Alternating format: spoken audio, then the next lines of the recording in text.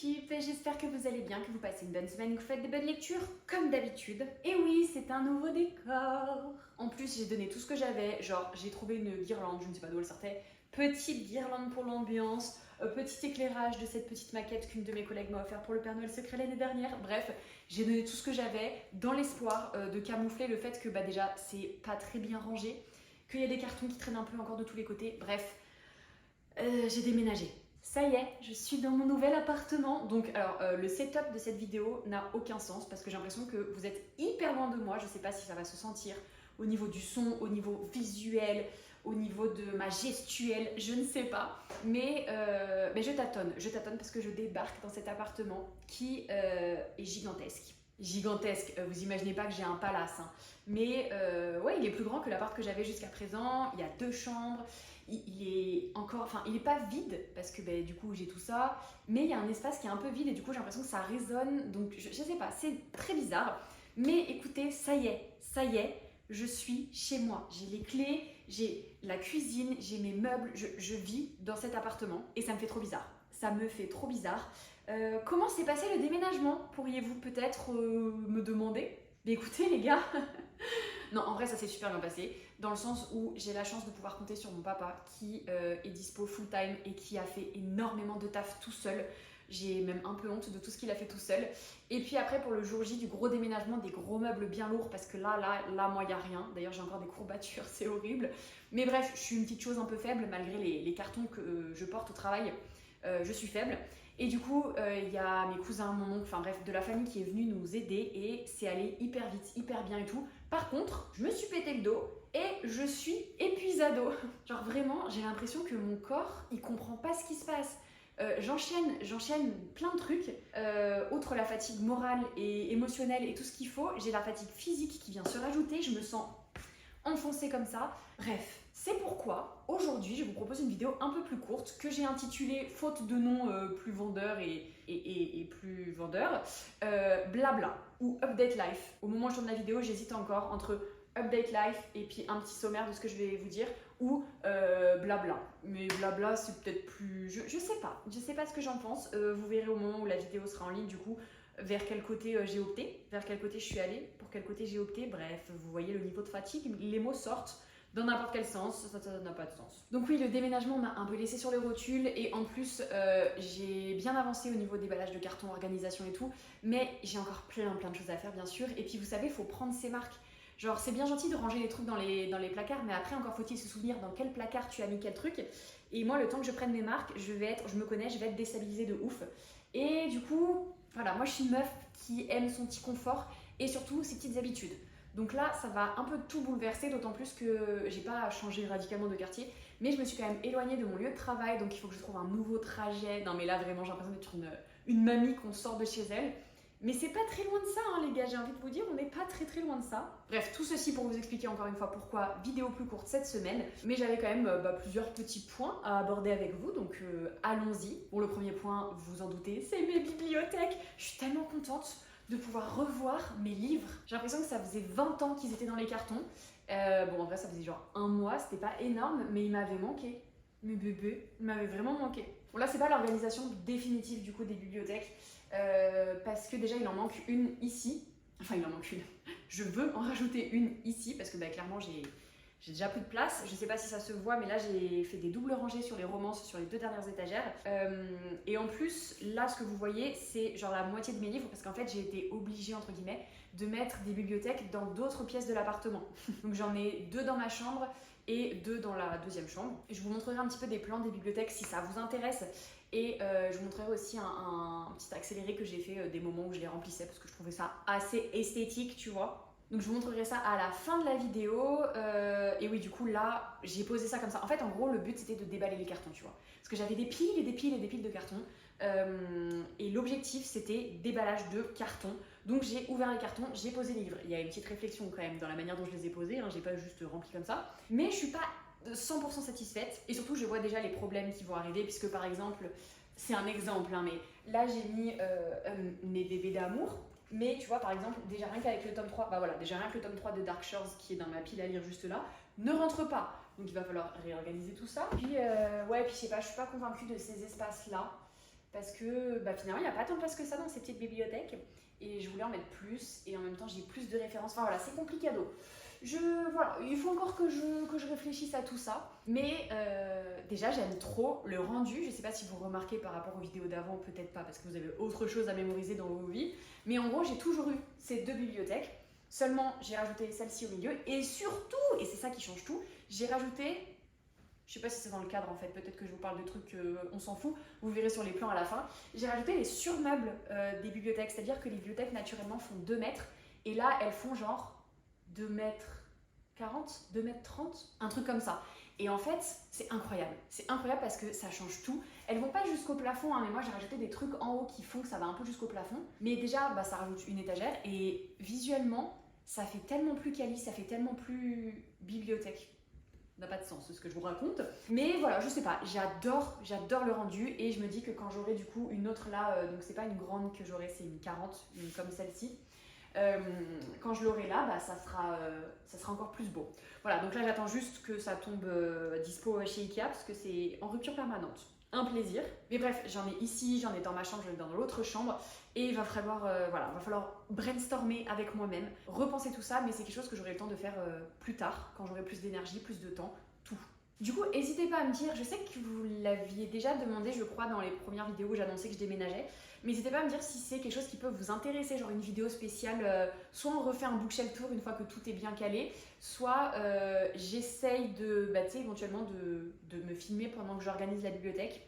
Je ne sais pas. Dites-moi ce qui vous intéresserait, dites-moi si vous avez vu des concepts qui vous plaisent et que vous aimeriez que je les reprenne autour de ça. Mais en tout cas, je pense que je vous ferai potentiellement un jour, si vous me dites que ça vous intéresse, un petit bookshelf tour de toutes les bibliothèques du coup de l'appart et vous montrer un peu comment j'ai installé tout ça, on va dire. C'était donc le premier point de cette vidéo blabla / update. J'ai toujours pas décidé du nom. En même temps, ça fait à peine 2 minutes que je vous ai dit que j'hésitais. Le deuxième point, c'est que je vous tourne cette vidéo du coup le dimanche 17 novembre, donc à peu près une semaine avant qu'elle sorte, parce que bien sûr, il me faut le temps de la monter, etc. etc.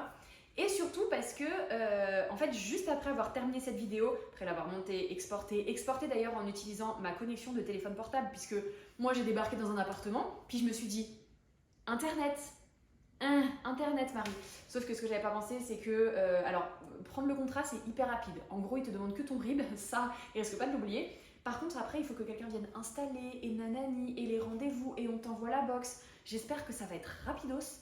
Parce que, comment vous dire, j'espère qu'au moment où vous regardez cette vidéo, allez, je manifesting, au moment où vous regardez cette vidéo, donc vendredi, j'espère que le 22 novembre, vendredi 22 novembre, j'aurai Internet dans mon appartement.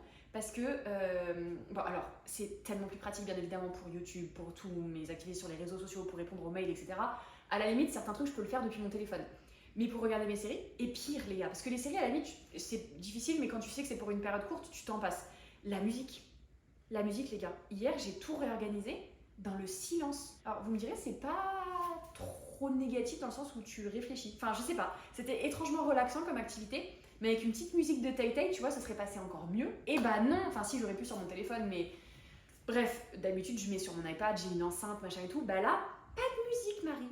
Pas de musique. Donc oui, je suis partie super loin là pour vous dire que j'ai pas encore Internet. Au moment où je tourne cette vidéo, j'espère que ce sera arrivé tout bien installé, qu'il n'y aura pas de soucis au moment où vous verrez cette vidéo. Mais pourquoi je vous parlais d'Internet? Ah oui, parce que du coup, quand j'ai fini d'exporter cette vidéo, il va falloir se concentrer là en fait. Dès que j'ai fini cette vidéo, j'enchaîne tout de suite avec une nouvelle puisque vous l'avez demandé, je me suis exécutée, enfin je vais m'exécuter en l'occurrence, je vous fais un vlog lecture de Noël les gars. Je sais que c'est quelque chose que vous kiffez et à vrai dire moi aussi je kiffe. En plus ça tombe plutôt bien parce que cette semaine, enfin ça tombe plutôt bien, je dis ça comme si c'était pas moi qui avais décidé de la semaine, t'sais. Ça tombe plutôt bien dans le sens où je suis tellement fatiguée qu'il me faut des lectures légères, tu vois. Il me faut des trucs où j'ai pas besoin de réfléchir. Limite, plus c'est prévisible, mieux c'est. Il me faut des trucs légers parce que je suis tellement fatiguée et émotionnellement un peu instable, je vais pas vous le cacher, que les larmes montent très vite. Donc voilà, il y a un peu d'émotion parfois dans les romances de Noël parce que c'est la période qui veut ça aussi. Mais j'ai pas besoin de réfléchir et il y a quand même peu de chances qu'il y ait du drama à gogo. Donc c'est ce qu'il me faut. Et en plus, voilà, j'ai envie de lecture courte, donc je vais commencer un vlog lecture de Noël. Donc en fait au moment, attendez parce que là on va pas se perdre dans la temporalité, au moment où vous regardez cette vidéo, je serai encore en train de tourner le vlog parce que je vais tourner sur une semaine. Et du coup le vlog sera disponible la semaine d'après, donc j'ai envie de vous dire le 28 novembre, mais 29 novembre. En tout cas, pas ce vendredi, du coup, mais vendredi d'après, on s'en fout en même temps des dates, Marie. Voilà, ma prochaine vidéo est un vlog lecture de Noël. Je me suis fait une palle de l'espace. J'ai abusé, je le sais, parce que j'en ai pris beaucoup trop, mais en fait, il y en avait beaucoup trop qui me tentaient. En plus, j'en ai reçu, enfin bref. Vous verrez du coup dans la vidéo vlog, mais je pense que j'arriverai pas à tout lire, mais c'est pas grave.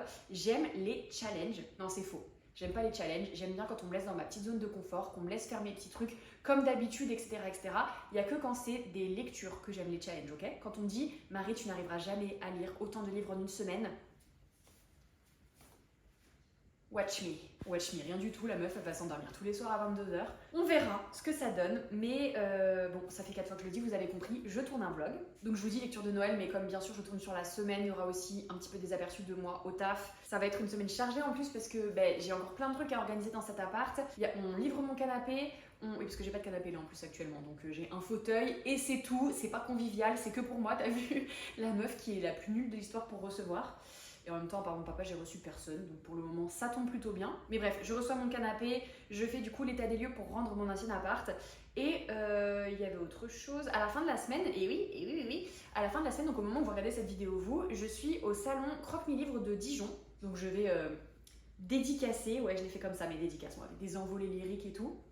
J'y serai samedi et dimanche. Je ne connais pas du tout ce salon, enfin je connais pas, j'en ai déjà entendu parler mais j'y suis jamais allée, donc j'ai très hâte de le découvrir. Et puis du coup ce sera dans le vlog, donc si ça vous intéresse encore une fois, go regarder le vlog la semaine prochaine. La semaine prochaine, précisément le 27 novembre, on est toujours dans le blabla de la vidéo, rassurez-vous, on annonce la couverture de Affronter la nuit. J'ai pas encore l'heure précise, mais connectez-vous sur les réseaux sociaux parce qu'on va annoncer la couverture de mon prochain roman qui sort en janvier chez PKJ. Et j'ai tellement hâte d'avoir vos retours. Perso, je l'adore, mais on a déjà établi que j'étais pas objective sur les couvertures. Je l'adore, je trouve qu'elle change et en même temps elle est belle et voilà, bref.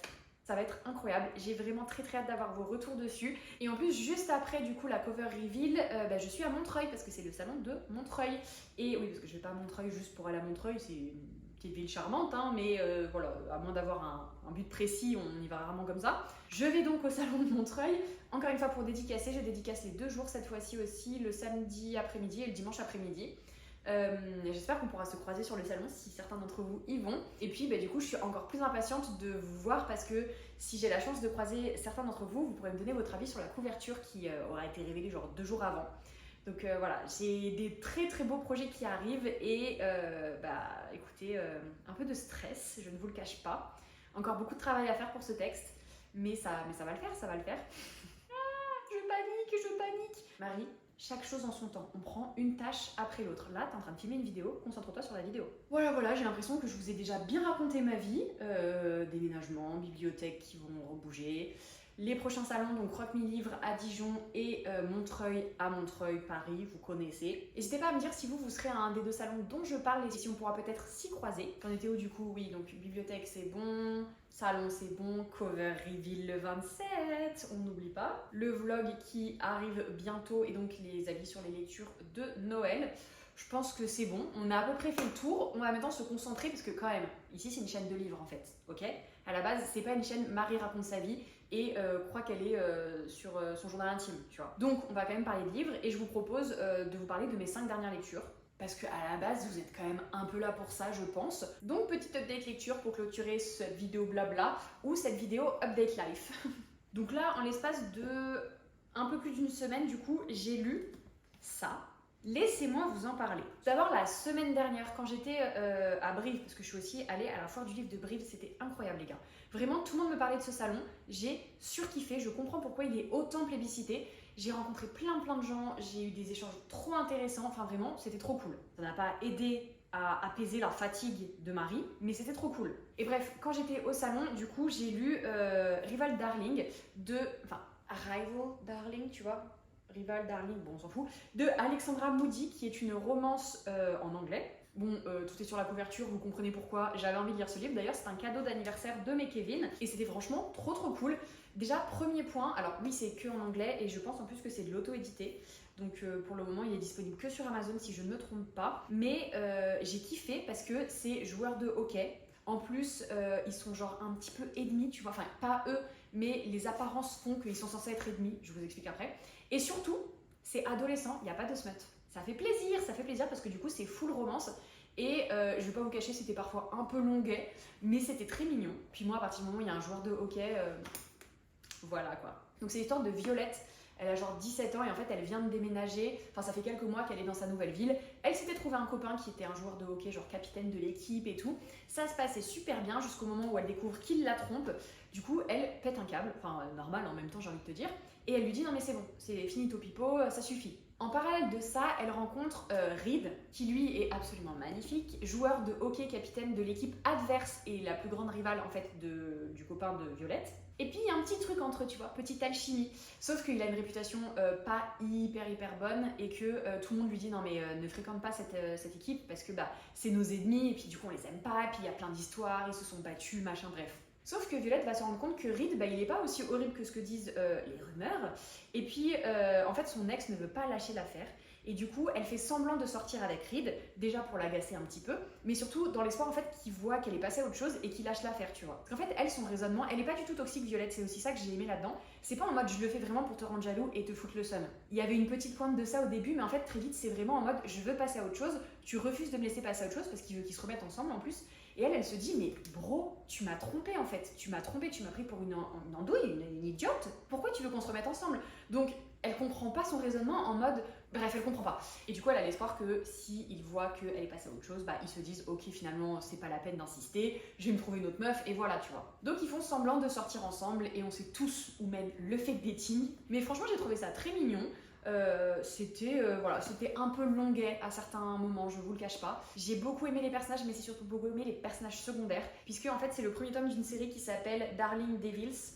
Et le deuxième tome, enfin en fait il y a 3 frères dans la fratrie Darling. Et donc là on suit Reed, mais après il y a ses 2 autres frères, j'ai oublié leur prénom. Grayson, je crois qu'il y en a un qui s'appelle. Et le petit rigolo là, je pense que je vais bien l'aimer aussi. Parker. Parker, c'est ça. Il y a Reed, Parker et Grayson, et du coup, je pense que chacun va avoir sa petite histoire d'amour. J'ai trop hâte de lire le deuxième tome qui n'est pas encore sorti, parce que le frère Grayson, là, je sens que l'histoire d'amour va être, enfin c'est sûr même que l'histoire d'amour va être sur sa meilleure amie. Parce qu'en fait, ça se voit qu'il est amoureux de sa meilleure amie, mais elle est totalement en mode ah mais non, c'est mon meilleur ami et tout. Donc je suis sûre que ça va être un Friends to Lover, et j'ai développé une obsession pour ça ces derniers temps. Donc j'ai trop hâte de lire le tome 2. Même si le 1 était voilà, un peu longuet sur certains points, comme je vous le disais, il y avait beaucoup de répétitions, beaucoup de oh là là, on prend le temps d'avancer. Et puis il y a des passages, c'était un peu en mode ouais, admettons. Mais c'est pas grave, c'était une chouette lecture. Ensuite, j'ai lu celui-ci. Donc il s'agit de Nothing Like the Movies de Lynn Painter. C'est bien évidemment la suite de Better Than the Movies. Donc attention, si vous n'avez pas lu Better Than the Movies, j'allais dire je vais vous spoiler, mais en vrai la fin elle est prévisible quoi qu'il arrive. Mais je vais quand même parler de ce qui s'est passé dans Better Than the Movies, et surtout je vais vous révéler ce qui se passe après Better Than the Movies. Donc si vous n'avez pas lu le livre, partez, bouchez-vous les oreilles, je sais pas ce que vous voulez faire, mais en tout cas moi je vais vous parler quand même rapidos de celui-ci, qui se passe du coup quelques temps après la fin de Better Than the Movies, et qui nous montre en fait Liz et West qui se retrouvent parce qu'en fait ils ont eu des petits aléas. Les aléas de la vie ont fait qu'ils se sont séparés, et pas forcément en très bons termes, pas forcément comme il faut. Donc au début du livre, on n'a pas trop d'indications sur ce qui s'est passé. On comprend que Wes a eu vraiment un moment difficile dans sa vie personnelle, et que du coup, voilà, il y a eu un truc avec Liz, du coup ils se sont séparés pas en bons termes comme je le disais. Et en fait là, lui, il revient à l'université où elle est pas partie, elle a continué ses cours. Et il est décidé à reprendre sa vie en main, grosso modo. Donc ça veut dire reprendre le baseball et réussir, reprendre les cours, etc., avoir son diplôme, et reconquérir Liz. Au début, j'étais en mode, vous pouvez pas me faire ça parce que j'aime pas quand les couples se séparent. En fait, quand c'est des couples que tu kiffes, bah, t'as pas envie qu'ils se séparent. Mais là, du coup, c'est trop bien fait parce que t'es dégoûté qu'ils se soient séparés, mais en même temps, t'es trop content qu'ils fassent tout ce qu'il faut pour se remettre ensemble. Vous voyez ce que je veux dire? C'est comme s'ils tombaient amoureux une deuxième fois. C'était trop beau. C'est à la fois, du coup, un second chance, limite un enemies to lover, mais aussi un friends to lover. Ça coche toutes les tropes. Pareil, il y a des moments un petit peu longuets, mais franchement, c'était tellement beau. Par contre, c'est hyper émouvant. Attention, parce que ça parle de deuil et du coup de trauma autour de ça, de culpabilité, de reconstruction. C'est un très beau livre qui est assez émouvant par certains instants, mais qui est aussi très drôle et très attachant. J'ai beaucoup aimé. Pour info, ça n'a pas encore été annoncé par la maison d'édition, je crois, mais il me semble avoir vu passer une info déjà sur les réseaux. Il sera traduit, parce que là il est en anglais, il vient de sortir en anglais, mais il sera traduit chez Comet je crois, courant de l'année 2025. Donc si vous ne lisez pas en anglais, tenez bon, ça arrive. Après ça, j'ai totalement changé de style parce que j'ai décidé de faire une petite pause dans la romance et j'ai lu du coup Nettle and Bone de T. Kingfisher qui m'a été envoyé par les éditions Verso. En gros, c'est l'histoire de Mara qui vit dans un royaume qui est enclavé entre deux autres royaumes et du coup, pour assurer la paix, sa sœur aînée est mariée au prince du royaume voisin, sauf que elle meurt. Très rapidement, elle meurt. Du coup, ce qui est déjà un peu chelou, mais en même temps, c'est les alliances, etc. Sa deuxième sœur est envoyée pour épouser le roi, et en fait, elle se rend compte que le prince, pardon, elle va épouser le prince, et elle se rend compte que le prince, c'est vraiment une personne horrible.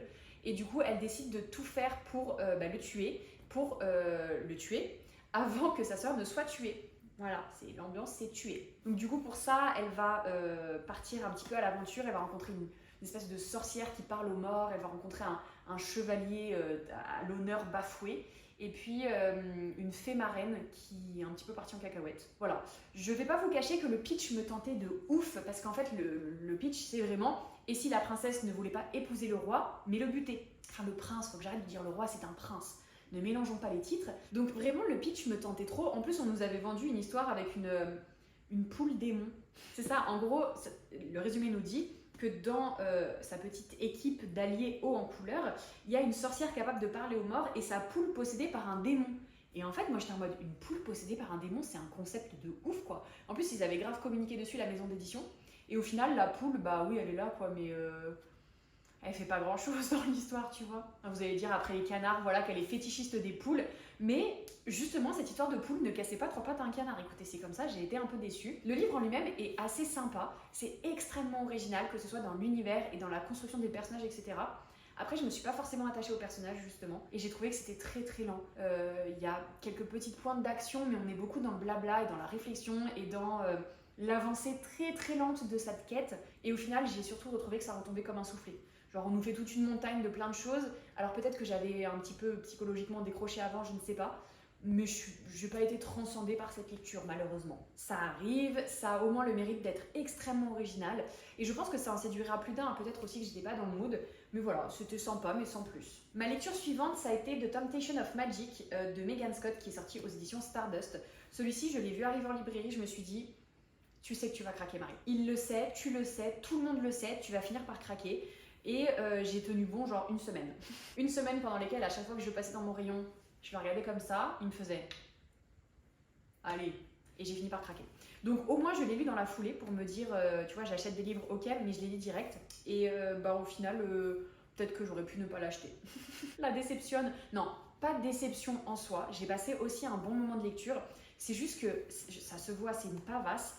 C'était très très lent. C'était très très lent et paradoxalement, je pense que ça contribue à l'univers un peu de Dark Academia, tu vois, cette ambiance que beaucoup de gens adorent. Mais c'est juste que moi, j'ai l'impression qu'on faisait du blabla pour faire du blabla en fait. Et surtout, je pense que ce qui m'a le plus freiné, c'est que, je sais pas, au niveau de la traduction peut-être, il y avait quelque chose, ou c'est peut-être que c'est le style de l'autrice qui est comme ça, hein, mais c'était beaucoup trop alambiqué pour rien. Des fois, j'avais envie de dire, mais en fait, cette phrase, tu l'aurais mis dans l'autre sens, on comprenait beaucoup plus facilement, tu vois. Ça fait hyper prétentieux, comme ça c'est horrible. On dirait que la meuf, elle veut réécrire le livre. Mais je sais pas, bref, à un moment, je me suis dit, écoute, je passe un bon moment, mais c'est pas non plus, bah là non plus, c'est pas transcendant. Et là encore, le pitch pourtant était incroyable. Ça parle de Nicole, qui est une empyréenne, c'est-à-dire une créature qui en fait est un peu en haut de la chaîne alimentaire. C'est-à-dire que quand elle voit une créature surnaturelle, elle peut se transformer en la créature surnaturelle qui peut la tuer, grosso modo. Elle intègre d'elle-même en fait les capacités pour tuer cette créature. Sauf que dans son monde qui vit caché d'une autre du coup, tout est extrêmement codifié et les empyréens normalement sont sous le contrôle d'une société qui s'appelle l'éveil. Et elle en fait elle a réussi à y échapper et surtout elle ne fait pas confiance à l'éveil puisque elle les a vus tuer sa mère. Sa mère qui était aussi une empyréenne. Et depuis, en fait, avec sa famille, elle se cache, elle essaye d'échapper à l'éveil. Sauf que là, elle est dans une petite ville, bien tranquille, etc. Elle fait ses études. Et surtout, elle cherche, à travers un tableau, des indices que sa mère aurait pu lui laisser pour trouver vraiment un endroit safe pour eux. Sauf que ce tableau est volé. Et ça va du coup attirer l'attention de l'éveil qui justement eux aussi soupçonnent quelque chose autour de cette histoire de tableau. Donc ils vont envoyer un de leurs ambassadeurs qui s'appelle Kian, peut-être que je le dis mal, Kian, je ne sais pas, qui est un peu leur chasseur ultime. Et du coup Nicole va devoir déjà brouiller un peu les pistes auprès de lui, garder son secret et en même temps elle va pas pouvoir s'empêcher bien évidemment de se rapprocher de lui. Donc ça va être un petit peu compliqué, ça va révéler plein de choses à la fois sur cette fameuse organisation qui s'appelle l'éveil, à la fois sur eux, sur le lien qu'ils vont tisser, etc., etc. Il y a un côté un peu, alors pas forcément thriller, parce qu'en fait on sait très vite qui a pris le tableau et qui tire un peu les ficelles derrière tout ça. Mais pour l'ambiance, il y a un côté un peu thriller, mais en version très lent.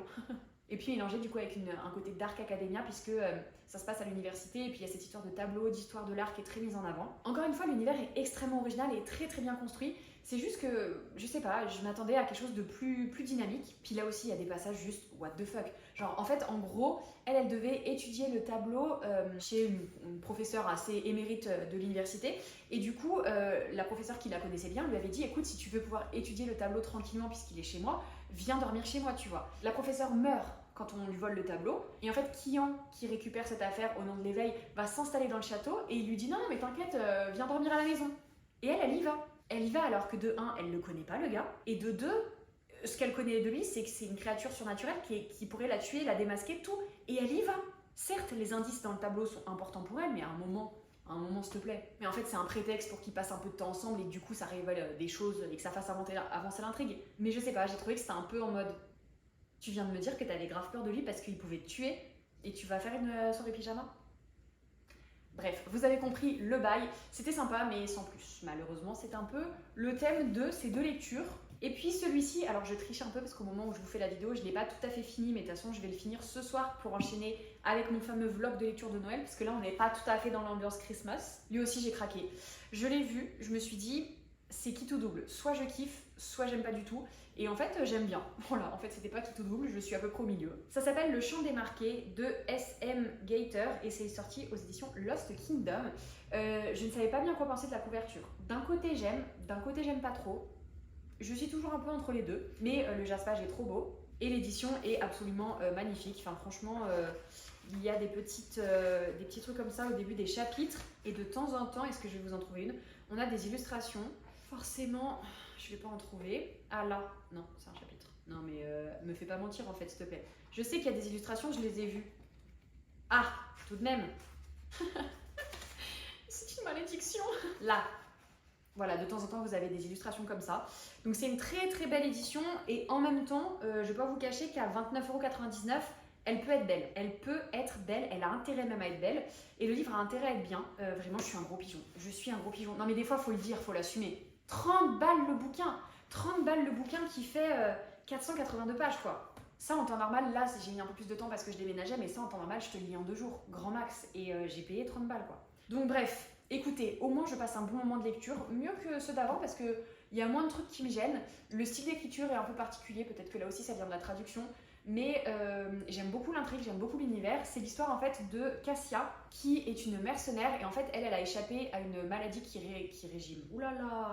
décime un petit peu le royaume, et c'est une mercenaire qui du coup vend ses services au plus offrant pour avoir de la thune qui lui sert à chercher justement un remède pour une de ses meilleures amies et son mentor qui est atteinte de la même maladie. Et en fait, un jour, elle va se retrouver, bien malgré elle, face au prince du royaume. Enfin d'ailleurs, le prince s'appelle pas le prince s'appelle l'empereur-roi. J'ai envie de te dire, choisis, à un moment t'es un empereur ou t'es un roi. T'es pas les deux. T'es quoi, t'as un empire-royaume, un empereur-royaume? Non, c'est nul. Mais c'est pas la question, c'est pas à moi de décider de ça. Elle va donc devoir collaborer avec lui justement pour trouver une solution à ce fléau. Parce qu'il se trouve qu'elle est un peu immunisée, puis ça va révéler plein de choses sur ses pouvoirs qu'elle ne pensait pas avoir, mais finalement peut-être qu'elle en a. Et bien sûr, elle va devoir collaborer avec le capitaine du roi qui s'appelle Elander, qui est aussi beau qu'il est arrogant, et ils ne peuvent pas se supporter, mais ils auraient a priori plus en commun qu'ils ne le pensent. Et il y a une histoire aussi de dieu et de divinité et de complot politique, bien évidemment. C'est plutôt bien fait, franchement. Voilà, résumé comme ça, je sais que ça casse pas trois pattes à un canard, mais en vrai, je trouve que la manière dont c'est abordé et la manière dont c'est amené dans le roman, c'est assez original. Je passe un bon moment de lecture et j'ai hâte de le terminer du coup ce soir. Vous voyez, j'en suis là. Regardez mon marque-page comme il est mimi. Beaucoup trop chou. C'est la nouvelle collection du coup de Magic Think Shades et je vous mettrai dans la barre de description le lien vers sa boutique parce que franchement, des pépites comme ça, on n'en voit pas tous les jours. Donc voilà, je finis ça ce soir et puis je vous en reparle très rapidement dans mon prochain bilan lecture. Et puis après, je pense que c'est pas plus mal que je fasse une petite pause avec la fantasy parce que là, j'ai enchaîné pas mal de lectures qui étaient sympas mais sans plus. Donc voilà, on va partir sur des petites romances de Noël. Et puis je vais arrêter de parler parce que justement, il faut enchaîner avec le vlog maintenant. Puis j'ai encore plein de trucs à faire, vous le savez. Donc j'espère que la vidéo vous a plu. N'hésitez pas à me dire si un des livres dont j'ai parlé vous tente, si vous en avez déjà lu un, ce que vous en avez pensé. N'hésitez pas à me dire un petit peu où vous en êtes vous dans votre vie. Genre faites-moi un petit blabla ou update life. Dites-moi ce que vous lisez, si vous êtes bien dans votre appartement, tiens par exemple, ou si vous aimeriez déménager et auquel cas force sur vous parce que je sais que c'est la galère. Je le sais d'expérience du coup. N'hésitez pas à me dire si vous allez dans des salons littéraires bientôt, si vous allez à Montreuil, si vous avez hâte de voir la couverture de Affronter la nuit. Moi j'ai trop hâte. Bref, à lâcher un petit commentaire, ça me ferait trop plaisir de papoter avec vous. Si vous êtes trop timide pour commenter justement, je vous propose de mettre un emoji qui vous fait penser à quelqu'un qui parle. Parce que là vraiment, j'ai fait que du blabla. J'ai fait un peu de lecture, mais beaucoup de blabla. Donc cette vidéo est centrée sur le blabla. Je sais pas s'il y a des emojis bulles un peu, vous savez, comme dans les BD, ou s'il y a l'emoji de quelqu'un qui parle là. Vous voyez que l'emoji que je mime, bref. Mettez un truc qui vous fait penser à quelqu'un qui parle, qui raconte sa life, un peu comme je l'ai fait dans cette vidéo. On n'oublie donc pas le petit commentaire, de s'abonner, d'activer les notifications, de liker la vidéo comme d'habitude, ça me fait toujours trop plaisir quand vous le faites. Et je vous dis à très vite pour la prochaine vidéo, le fameux vlog. Bisous bisous.